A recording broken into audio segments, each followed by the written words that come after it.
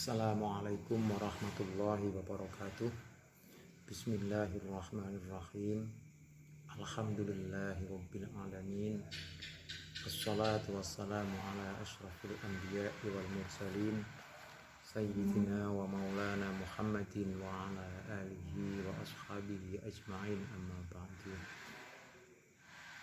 Santriwan-santriwati Asande Pesantren Darul Ulum yang kami cintai dan kami banggakan, bertemu kembali pada mata pelajaran tajwid pada kesempatan kali ini. Yang kemarin kita sudah mengetahui tentang definisi Al-Quran, definisi Al-Quran, pengertian daripada Al-Quran. Kita sudah mengetahui juga tentang mutawatir, tawatur dengan turunnya Al-Quran. Terus juga sudah kita sampaikan terkait dengan turunnya Al-Quran kepada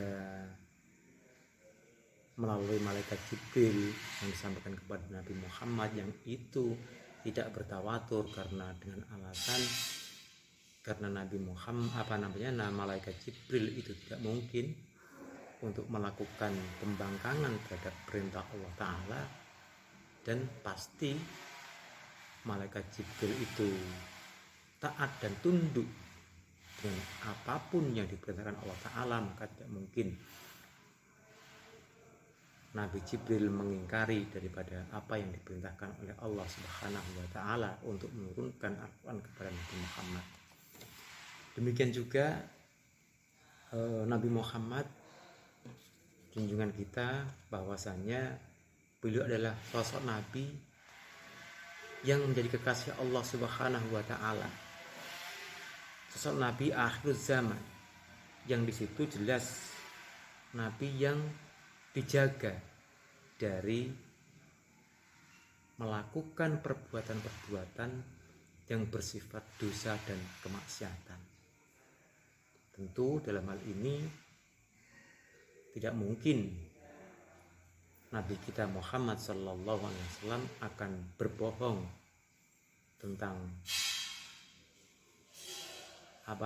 turunnya Al-Quran kepada para sahabat-sahabatnya. Para santriwan-santriwati yang dimuliakan Allah Subhanahu wa Ta'ala, pembahasan yang berikutnya yang ini memang perlu bersama-sama kita ketahui dan kita pahami, sehingga menjadi sebuah keimanan yang melekat dalam hati kita terhadap kitab kita, yaitu kitab Al-Quran, yang menjadi pedoman bagi umat Islam sedunia ini.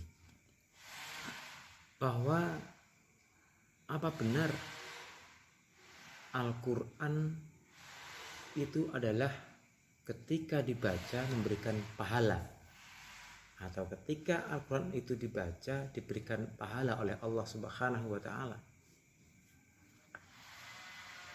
Tentu orang yang membaca Al-Quran akan diberikan pahala oleh Allah, karena membaca Al-Quran merupakan salah satu ibadah, dan dasar hukumnya adalah sebagaimana difirmankan dalam surat Al-Fatir ayat 29 sampai ayat 30. A'udzu billahi minasyaitonir rajim. Innal ladzina yatluna kitaballahi wa aqamus sholata wa anfaqu mimma razaqnahum sirran wa alaniyatan yarjuna tijaratan lan tabur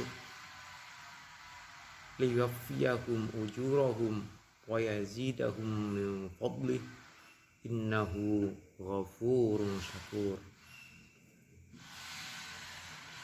Sesungguhnya orang-orang yang selalu membaca Al-Quran atau kitab Allah,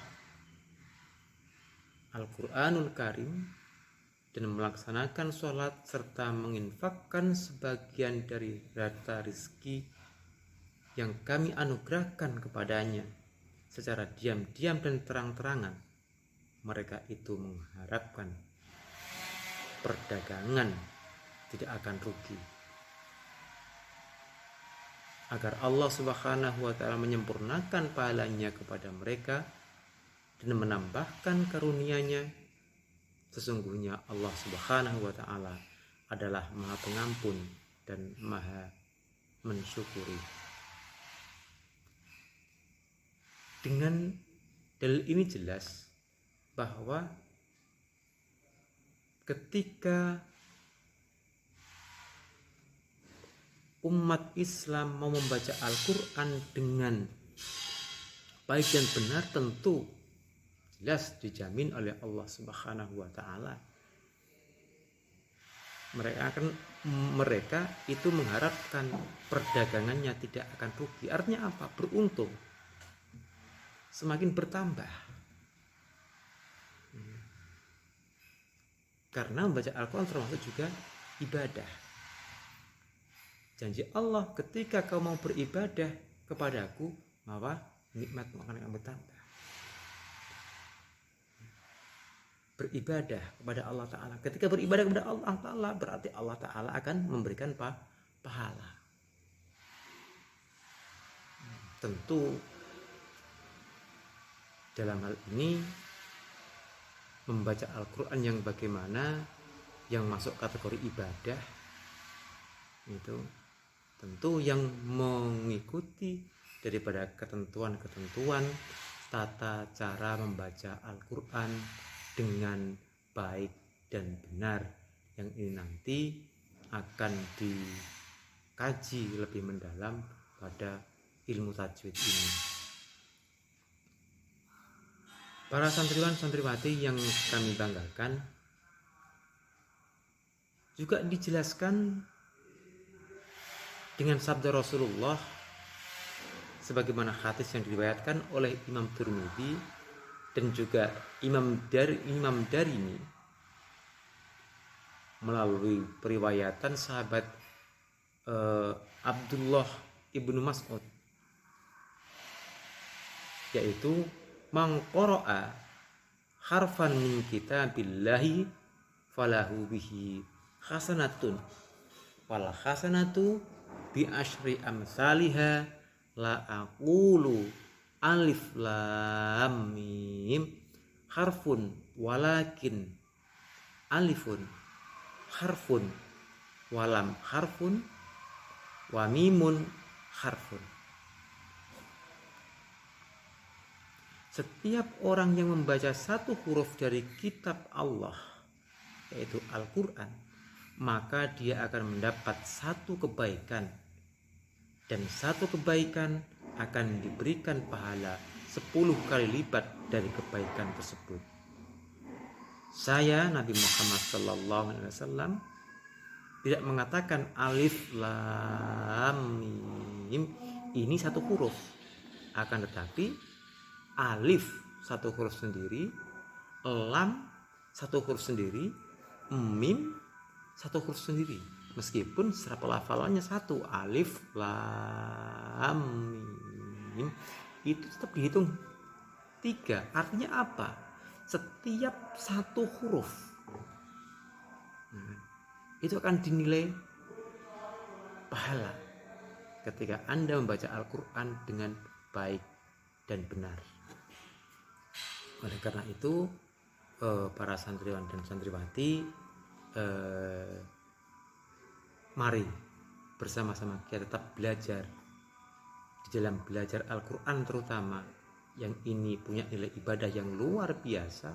Ketika kita semua mempelajari Al-Quran itu dengan baik dan benar, artinya baik sesuai dengan ketentuan hukum bacaan yang ada di dalamnya, yang dalam hal ini nanti akan kita pelajari bersama dalam kitab ilmu fikih ini. Dan juga kemarin sudah dijelaskan harus tawatur. Artinya apa? Artinya dari guru kita ke gurunya dan seterusnya, itu harus benar-benar dijaga dari keasliannya, dan tidak mungkin guru-guru kita itu berbohong terhadap apa yang diajarkan kepada kita semua. Santriwan santriwati yang kami banggakan, mungkin sampai di sini dulu untuk pertemuan kali ini. Nanti kita sambung di pertemuan berikutnya.